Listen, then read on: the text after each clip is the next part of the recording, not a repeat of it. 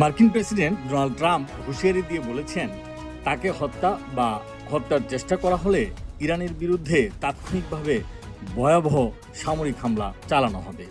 এতে প্রয়োজনে 1000 মিসাইল প্রস্তুত করে রাখা হয়েছে। নিজের সামাজিক যোগাযোগ মাধ্যম ট্রুথ সোশ্যালে দেয়া পোস্টে ট্রাম্প এমন দাবি করেন। তিনি তার পোস্টে লেখেন, ইসলামী প্রজাতন্ত্র ইরানের দিকে 1000 ক্ষেপণাস্ত্র তাক করে রাখা হয়েছে।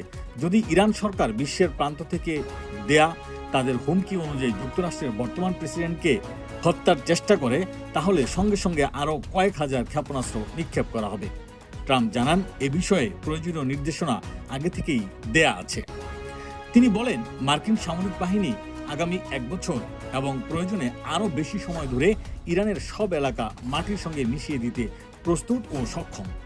ইরানের প্রয়াত সর্বোচ্চ নেতা আয়াতুল্লাহ আলী খামেনির জানাজায় অংশ নেয়া কিছু বিক্ষোভকারীর হাতে ট্রাম্পের বিরুদ্ধে প্রতিশোধের আহ্বান সম্বলিত ব্যানার প্রদর্শনের পর মার্কিন প্রেসিডেন্ট ডোনাল্ড ট্রাম্পের পক্ষ থেকে এমন হুঁশিয়ারি এলো।